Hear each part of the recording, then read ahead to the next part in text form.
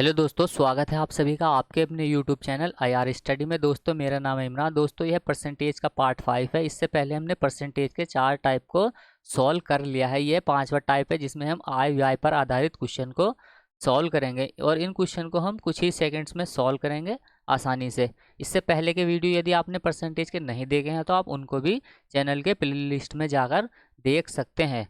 और इस वीडियो का PDF आप टेलीग्राम के चैनल से सोल्यूशन के साथ डाउनलोड कर सकते हैं। तो चलिए हम वीडियो को स्टार्ट करते हैं और इन आय व्यय पर आधारित क्वेश्चन को सॉल्व करना शुरू करते हैं। जैसा कि आपको पता है कि चैनल नया है, इसलिए चैनल को सपोर्ट करें और सब्सक्राइब करें। तो चलिए हम इन क्वेश्चन को आसानी से करना शुरू करते हैं।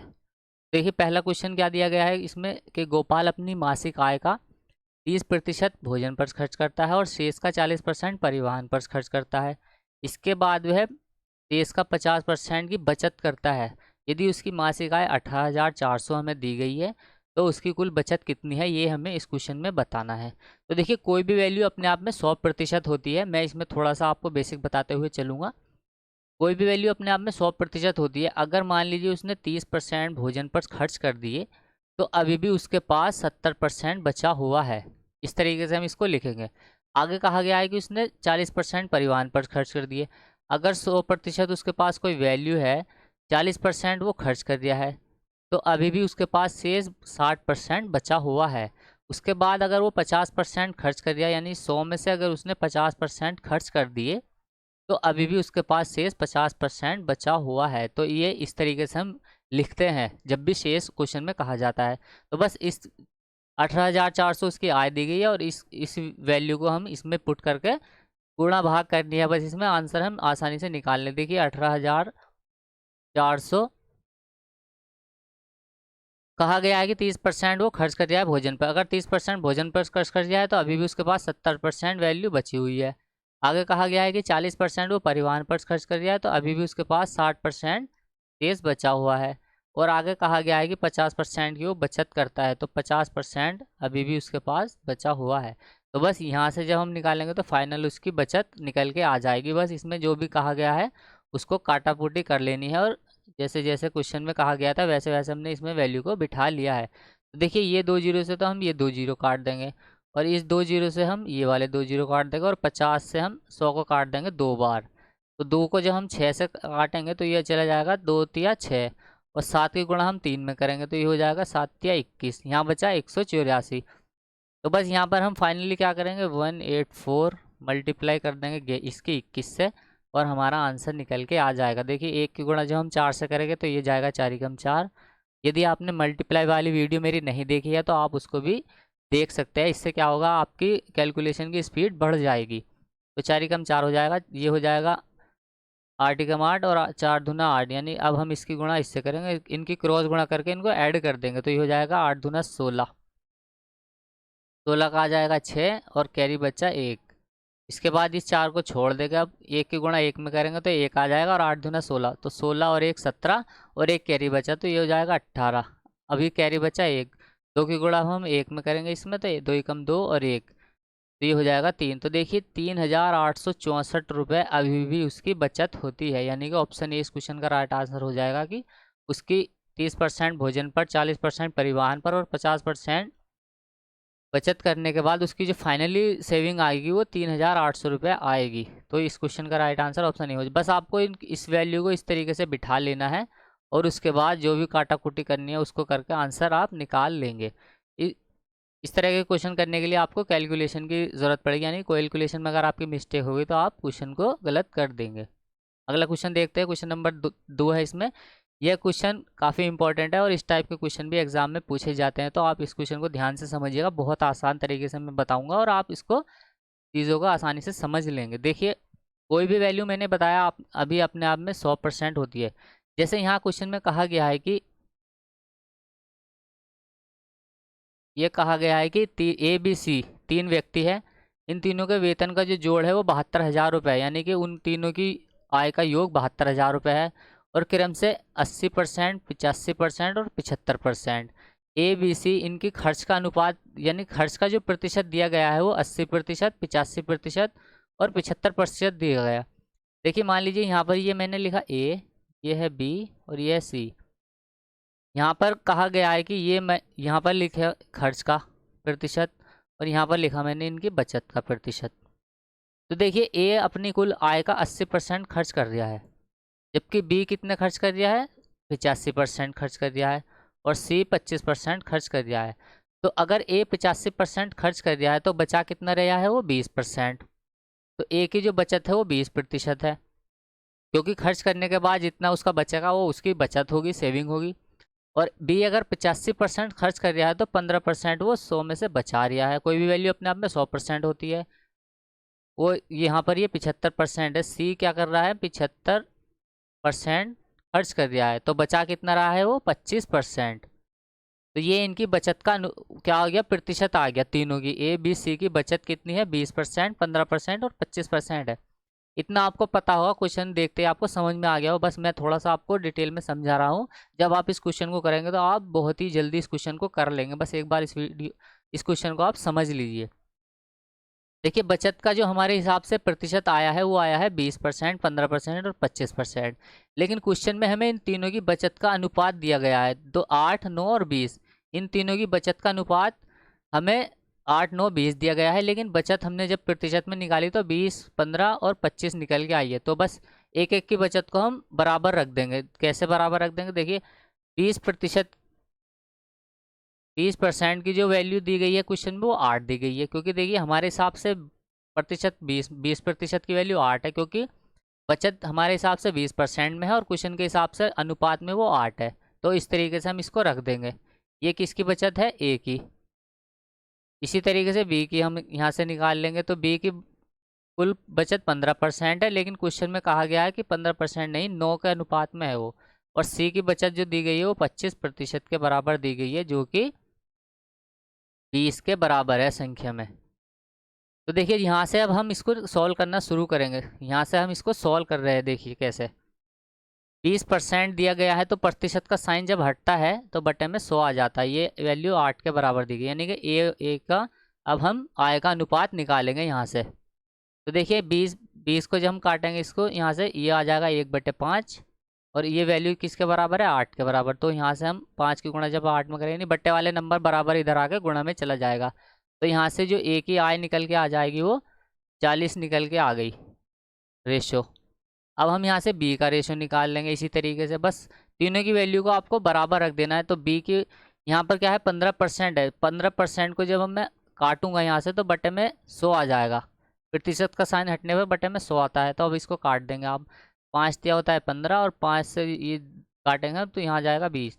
अब 3 से हम 3 तिया 9 काटेंगे, ये 20 बटे में है। जब बराबर के उस तरफ जाएगा तो यहाँ पर 60 आ जाएगा, 20 तिया 60। इनकी गुणा जब हम कर देंगे तो 20 तिया 60, यानी कि बी की जो आय का अनुपात आएगा वो 60 आ जाएगा। बी की आय का अनुपात 60 आ गया। अब हम सी की आय का अनुपात भी इस तरीके से निकाल लेंगे आय का। तो सी की आय का अनुपात यहाँ पर देखिए 25% दिया गया है। 25% का फ्रैक्शन वैल्यू होता है 1/4। ये वैल्यू दी गई है किसके बराबर, 20 के। तो बट्टे वाला नंबर बराबर के इस तरफ जाके मल्टीप्लाई में चला जाएगा। तो बी की आय का जो अनुपात निकल के आ गया वो 80 निकल के आ जाएगा। 20 चौक 80, तो ये आ गया 80। अब जो कट रहा है उसको काट लेंगे। ये होता है 20 दूना 40, 20 तिया 60, और ये होता है 20 चौक 80। तो देखिए उनकी जो आय का अनुपात निकल के आ गया है, अब उनकी कुल आय का अनुपात निकल के आ गया है 2, 3 और 4। और इनका योग कितना आ गया, 4 और 3 7 और 2 9। तो हमारे हिसाब से तो उनकी आय का योग निकल के आ गया 9। लेकिन क्वेश्चन में कहा गया है कि उनकी आय 9 नहीं है, उनकी आय 72,000 है। तीनों की आय का योग जो है वो 72,000 है। तो एक की वैल्यू किसके बराबर आ जाएगी, 8 के। 9 अट्ठे 72, तो ये आ जाएगी 8,000 के बराबर। क्वेश्चन में कहा गया है कि ए की आय कितनी है, यानी ए का वेतन कितना है ये हमें बताना है। तो ए की जो आय का अनुपात है वो 2 है, तो 2 से हम इसकी मल्टीप्लाई कर देंगे यहाँ से बस। तो ये ए की जो आय वेतन निकल के आ जाएगा वो निकल के आ जाएगा 16,000 रुपये। ये हो जाएगा 16,000। ऑप्शन बी इस क्वेश्चन का राइट आंसर। बस आपको जैसे जैसे वैल्यू दी गई है आपको वैसे वैसे ही बस इसमें पुट किया। ये चीज़ मैंने आपको समझाने के लिए बताई है, बाकी इसको करने की ज़रूरत नहीं थी। आप डायरेक्ट भी यहाँ से सोच के लिख सकते थे कि अगर वो 80% खर्च कर रहा है तो 20% वो बचा रहा है, तो 20% को आप डायरेक्ट ही 8 के बराबर रख देंगे। लेकिन मैंने थोड़ा समझाने की वजह से आपको ये भी बता दिया था। बस आप इस क्वेश्चन को आप 2 से तीसरे स्टेप में आंसर निकाल लेंगे। इतना बड़ा भी मैंने यहाँ पर काट के बता दिया, लेकिन आप डायरेक्ट ही इसको 20% का फ्रैक्शन वैल्यू 1/5 लिख के सॉल्व कर सकते थे, और 25% का 1/4 और 15% का 3/20। इस तरीके से आप फ्रैक्शन वैल्यू को भी लिख लेंगे डायरेक्ट ही। आप जब इस क्वेश्चन को 1-2 बार प्रैक्टिस करेंगे इस तरीके, तो आप बहुत ही आसानी से इन क्वेश्चन को सॉल्व कर लेंगे। अगर मान लीजिए वो हमसे पूछता बी की आय कितनी है, तो हम 3 से मल्टीप्लाई कर देते 8 की, तो ये हो जाता 8 या 24,000। और अगर सी की पूछता तो ये हो जाता 32,000। तो इस तरीके से हम इन क्वेश्चन को सॉल्व करते हैं। उम्मीद करता हूँ ये क्वेश्चन आपको समझ में आ गया होगा। अगला क्वेश्चन करना शुरू करते हैं। कहा गया है क्वेश्चन नंबर 3 में कि एक आदमी अपनी पूंजी का 1/3 भाग 7% पर खर्च कर दिया, 7% पर दे दिया है, और 1/4 भाग 8% पर निवेश कर दिया है, जबकि शेष भाग को 10% पर निवेश कर दिया। तो उसकी वार्षिक आय इस तरीके से हुई 551 रुपये, तो उस 561 रुपये। तो उसकी पूंजी कितनी थी ये हमें बतानी है, यानी कि उसने कितने रुपए को निवेश किया है ये इस क्वेश्चन में हमें बताना है। तो देखिए यहाँ पर 1/3 दिया हुआ है, ये 1/3 है और 1/4 है। तो 1/3 और 1/4 हम इनका क्या करेंगे, एलसीएम ले लेंगे। 4×12 एलसीएम हमने ले लिया, लेकिन हम क्या करेंगे, इसमें प्रतिशत में वैल्यू दी गई है तो हम अपनी तरफ से इसमें 2 जीरो बढ़ा लेंगे ताकि गुणा करने में हमें आसानी हो। तो इस तरीके से हम एलसीएम लेके 2 जीरो बढ़ा लेंगे। आप चाहो तो एलसीएम लेके 12 से भी इस क्वेश्चन को सॉल्व कर सकते हो, आंसर सेम ही आएगा, लेकिन आपको कैलकुलेशन थोड़ी पॉइंटों में करनी पड़ जाएगी। तो हमने 2 जीरो अपनी आसानी से बढ़ा लिए, यानी कि गुणा भाग से हमें बचना पड़े, यानी कि वैल्यू को हम आसानी से सॉल्व कर ले, इसलिए हमने 2 जीरो को बढ़ा लिया। यानी कि 1200 हमने अपनी तरफ से मान लिया कि उसकी जो पूंजी है वो 1200 रुपये है। तो इस 1200 रुपये से ही हम इस क्वेश्चन को सॉल्व करेंगे। तो देखिए 1200 का मान लिया उसने, 1200 का जो 1/3 भाग है उसको 7% पर निवेश किया। तो 1200 का 1/3 कितना हो जाएगा, 1200 का 1/3, 3 से इसको काटेंगे हम 4 बार, यानी कि 400 रुपये। तो 400 रुपये को तो उसने निवेश किया 7% पर। क्वेश्चन में कहा गया है 1/3 को उसने 7% पर निवेश किया। आगे कहा गया है क्वेश्चन में कुछ 1200 का, यानी कि 1/4 जो उसकी पूंजी है उसका 1/4 8% पर निवेश किया। हमने माना उसकी पूंजी 1200 रुपये है और इसका 1/4 वो निवेश कर दिया है 8% पर। तो 4×12 यानी कि 300 रुपये का वो निवेश कर दिया है 8% पर। आगे क्वेश्चन में कहा गया है कि बाकी शेष जो बचा है उसके पास, उसको जो है वो 10% में निवेश कर दिया है। तो देखिए 4 और 3 7, 400 रुपये और 300 रुपये, 700 रुपये तो उसने निवेश कर दिए। तो 1200 में से जब 700 उसने निवेश कर दिए तो उसके पास शेष बचे 500 रुपये, और इन 500 रुपये को उसने 10% पर निवेश कर दिया है। तो हमें बताना है कि इस तरीके से उसकी जो कुल आमदनी होती है ब्याज के रूप में वो 561 रुपये की होती है। तो उसकी पूंजी कितनी थी ये हमें बतानी। तो भाई यहाँ से इसको काट लेंगे हम, ये हो जाएगा 2 जीरो से 2 जीरो ख़त्म, ये हो जाएगा 7 चौक 28। यहाँ से तो उसे 28 रुपये की आमदनी हुई, और ये हो जाएगा 2 जीरो से 2 जीरो ख़त्म, 8 या 24, यहाँ से उसको 24 रुपये की आमदनी हुई। प्लस के 2 जीरो से ये 10% है यहाँ पर, ये 2 जीरो काट दिए हमने, तो ये हो जाएगा 5×50। तो यहाँ से उसको 50 रुपये की आमदनी हो जाएगी। तो हमारे हिसाब से कितने की आमदनी होगी देखिए क्वेश्चन में, ये हो जाएगा 20 और 20 40, 48 52, 52 तो ये हो गया, और 50 ये, तो कुल 102। हमारे हिसाब से तो उसकी आमदनी हो रही है 102 रुपये की, यानी कि उसकी जो कुल वार्षिक आय हो जाती है वो 102 रुपये हो जाती है। लेकिन क्वेश्चन में कहा गया है कि वो 102 नहीं है, वो 561 रुपये है। तो 102 की जो वैल्यू जो आई है वो 561 आई है, यानी कि 102 की वैल्यू आई है 102 बराबर आया है 561 के। हमें किसकी वैल्यू निकालनी है, हमें निकालनी है 1200 की, क्योंकि क्वेश्चन को हमने 1200 लेके सॉल्व किया था। तो बस इसको हम काटाकूटी कर लेंगे और आंसर हमारा आ जाएगा। देखिए हम इसको काटेंगे 17 से, 17 क्योंकि 17 छंग होता है 102, 17 छंग 102, और ये चला जाएगा 17×51, 5 बचा 17×51। 2 से इसको काट देंगे हम, 2 ये 2 से नहीं, इसको 3 से काट देते हैं। चलो 3 दूना होता है 6, और 3 से चला जाएगा ये 11 पर। 2 से 1200 को काट देंगे हम 600 पर, तो यहाँ 11 छंग कर देंगे हम 66। तो 6,600 रुपये क्या होगी उसकी कुल पूंजी होगी, ऑप्शन सी हो जाएगा इस क्वेश्चन का राइट आंसर। 6,600 रुपये उसने निवेश किए, जिससे कि उसको साल में 561 रुपये ब्याज के रूप में मिले। ऐसा आप कह सकते हैं कि उसको वार्षिक आय 561 की प्राप्त होगी जब वो 6,600 रुपये को निवेश करेगा। इस तरीके से 1/3 भाग 7% पर, 1/4 भाग 8% पर, और शेष को 10% पर। तो इस तरीके से हम इन क्वेश्चन को सॉल्व कर लेंगे। देखिए, जीरो बढ़ाने से वैल्यू आसानी से हम निकाल लेते हैं, क्योंकि अगर जीरो नहीं बढ़ाते हम तो आंसर हमारा निकल तो आता है, लेकिन क्वेश्चन में टाइम लग जाता है और पॉइंटों में हमें कैलकुलेशन करने में प्रॉब्लम होती। अगला क्वेश्चन देख लेते हैं। एक आदमी अपनी आय का 24% मकान किराए पर तथा ये 62% अपने परिवार पर खर्च करता है तथा शेष की वो बचत कर रहा है। देखिए, कोई भी वैल्यू अपने आप में 100% होती है, इतना हमें पता है। यहाँ पर कहा गया है कि 24% तो वो कर रहा है मकान किराए पर खर्च, और शेष का शेष नहीं कहा गया है, इसमें कहा गया तथा 62% अपने परिवार पर। तो देखिए, अगर यहाँ पर शेष कहा जाता तो इसमें हम एक एक करके सॉल्व करते, लेकिन यहाँ पर जुड़ गई है वैल्यू 24 और 62, यानी कि कुल खर्च कर रहा है वो इतना। कितना खर्च कर रहा है? 24 और 62। तो 4 और 2 6, 6 और 2 8, कुल 86% क्या करा उसने खर्च किया। अगर 100 में से 86% उसने खर्च कर दिया तो अभी भी उसके पास 14% की क्या है, बचत है। लेकिन क्वेश्चन में कहा गया है कि उसकी बचत 14% नहीं है, उसकी बचत जो है वो 6,300 रुपये है। तो 14% की वैल्यू हमें 6,300 रुपये दे रखी है, 6,300 रुपये। तो हमें 100% की वैल्यू निकालनी है। ये बस इतना ही इस क्वेश्चन में करना था। तो यहाँ से इसको काट लेंगे हम। देखिए, 7 दूना 14 और 7 नम 63। यहाँ से हम इसको 2 से काट देंगे 900 को, तो यहाँ से ये चला जाएगा 450 पर। 90 दूना होता है 45, ओ 45 दूना 90 और 1 जीरो।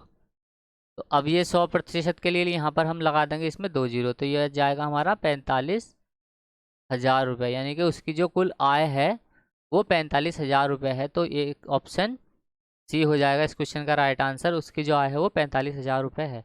इस तरीके से आप इस क्वेश्चन को, बस इसमें कुछ भी नहीं करना था, जोड़ना था, और जो उसकी बचत निकल गई है उसका प्रतिशत निकाल के उसकी वैल्यू को बस गुणा भाग करके सोल्व करना था। क्वेश्चन नंबर 5 है। राम का व्यय जो है वो, राम का व्यय और बचत 2:3 के अनुपात में है, और उसकी आय में 10% की तो वृद्धि हो जाती है। जो भी उसकी आय है उसमें 10% बढ़ा दी, और उसका जो व्यय है, उसका जो खर्चा है, उसको भी 12% बढ़ा दिया। तो उसकी बचत में कितनी वृद्धि होगी, ये इस क्वेश्चन में हमसे पूछा गया है। तो बस इस क्वेश्चन को भी हम ऐसे ही सॉल्व करेंगे, अपनी तरफ से 2 जीरो हम बढ़ा लेंगे। यहाँ पर देखिए, मैंने लिख दिया आय, और ये लिख दिया मैंने उसका व्यय, और ये लिख दी मैंने उसकी बचत। तो देखिए, बचत कितनी दी गई है उसमें 2 रेशो में, और उसकी जो व्यय दिया गया है वो 3 दिया गया है। देखिए, आय क्या होती है? आय बराबर होता है कुल व्यय, यानी कि उसने कुल कितना खर्च किया, और प्लस कुल उसकी बचत कितनी है। आय व्यय के योग से ही वो व्यय और बचत का योग ही आय के रूप में जाना जाता है, यानी कि आय बराबर व्यय प्लस बचत होती है। तो बस यहाँ से हम निकाल लेंगे इसको, आय को। मैंने यहाँ पर 2 जीरो बढ़ा दिया अपनी तरफ से कैलकुलेशन को आसान बनाने के लिए। तो देखिए, मान लीजिए उसकी जो व्यय है वो 300 रुपये है और उसकी बचत 200 रुपये है, तो उसका जो कुल आय होगी वो 500 रुपये हो जाएगी, क्योंकि उनका योग जो होता है वो व्यय और आय का, बचत का योग आय होता है। 500 रुपये उसकी आय है। तो कहा गया है क्वेश्चन में कि उसकी आय में 10% की वृद्धि करती है, तो 500 का 10% निकाल लेंगे हम। 10% यहाँ से 2 जीरो से 2 जीरो, तो ये आ जाएगा 50। तो 500 का 10% आ गया 50 रुपये। आगे क्वेश्चन में कहा गया है कि उसके व्यय में भी 12% की वृद्धि कर दी। उसका व्यय 300 रुपये है, तो 300 का हम यहाँ से 12% निकाल लेंगे। 0 से 0 खत्म, 12 या 36, तो यहाँ पर इसका व्यय 36 आ जाएगा। देखिए, पहले उसकी आय 500 थी, अभी 50 रुपये बढ़ के कितनी हो जाएगी? 550 रुपये हो जाएगी। और पहले उसका व्यय कितना था? 300 रुपये, अभी 36 रुपये बढ़कर 336 रुपये हो जाएगा, ये 336। तो अभी भी उसकी बचत कितनी है? 200 रुपये है। यहाँ पर बचत अब कितनी आ जाएंगी? जब उनकी आय और व्यय में वृद्धि हो जाएगी, तो यहाँ से हम इसको घटाकर निकाल लेंगे, इन दोनों का अंतर हम कर देंगे। जब 550 में से हम 336 को घटाएंगे तो उसकी अभी वाली बचत निकल के आ जाएगी। तो बस इसकी हम बचत को निकाल लेंगे अब। देखिए यहाँ से जब हम इसको घटाएंगे 10 में से 6 गया, यहाँ पर 4 बचा, और यहाँ 4 में से 3 गया, 1 बचा, और यहाँ पर 5 में से 3 गया तो 2 बचा। पहले उसकी बचत जो थी वो 200 रुपये थी, अभी उसकी बचत हो रही है 214 रुपये। तो कितने की वृद्धि हो गई? 14 रुपये की वृद्धि हो गई। 200 के ऊपर वृद्धि हुई 14 रुपये की। प्रतिशत में हमसे पूछा गया है वो कितने की वृद्धि होगी, तो 2 जीरो से हम इन 2 जीरो को काट देंगे और 2 सत्ते होता है 14, यानी कि उसकी जो कुल बचत में वृद्धि होगी वो 7% की हो जाएगी। ऑप्शन बी इस क्वेश्चन का राइट आंसर हो जाएगा। अगला क्वेश्चन देख लेते हैं कि अरविंद अपनी आय का 75% खर्च करता है और शेष बचा लेता है। उसकी आय में 20% की वृद्धि हो जाने पर वह अपने खर्च में भी 10% की वृद्धि कर देता है, तब उसकी बचत कितने प्रतिशत में होगी ये हमें बताना है। तो देखिए उसकी आय हम मान लेते हैं 100 रुपये थी। अगर उसने 75% खर्च कर दी, यानी 100 में से उसने 75% खर्च कर दी, तो अभी भी वो 25 रुपये की बचत कर रहा है। ये है आय, ये उसका व्यय है 75%, यानी कि 75 रुपये। 100 का जब हम 75% निकालेंगे तो 75 ही, तो ये आ जाएगा व्यय और ये आ जाएगी उसकी बचत। आगे क्वेश्चन में कहा गया है कि उसकी आय में 20% की क्या होगी? वृद्धि होगी। तो 100 से वो 120 हो जाएगा जब उसमें 20% की वृद्धि हम कर देंगे।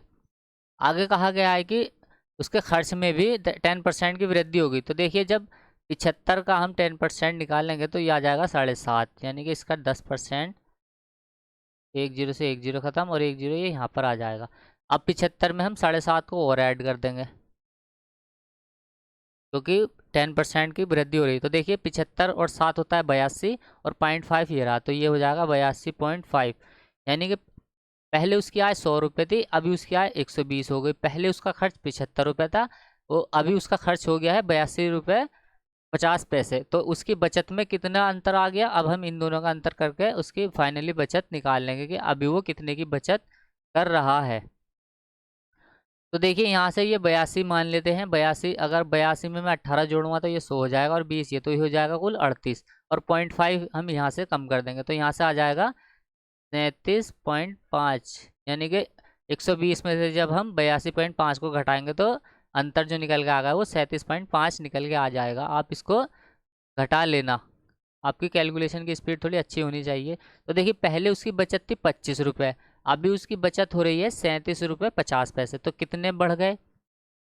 25 के ऊपर 25 के ऊपर वृद्धि हो गई। देखिए 5 7 12, 12.5 रुपये की बचत हो गई फालतू। पहले वो बचा रहा था 25 रुपये, अभी बचा रहा है 37.5 रुपये।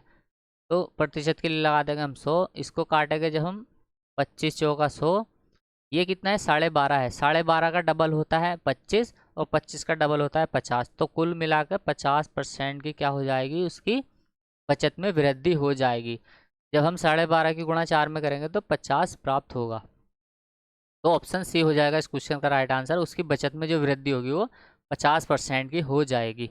लास्ट प्रश्न है इस वीडियो का, तो इसमें भी हम कर लेंगे, बहुत आसान है ये भी। जैसे रतन का जो व्यय है और बचत का अनुपात दिया गया है हमें, वो 5 और 1 के अनुपात में दिया गया है, 5:1। ये तो है उसका व्यय और ये है उसकी बचत। हमने 2 जीरो अपने पास से इसमें बढ़ा दिए कैलकुलेशन को आसान बनाने के लिए। तो यहाँ से क्या हो जाएगा?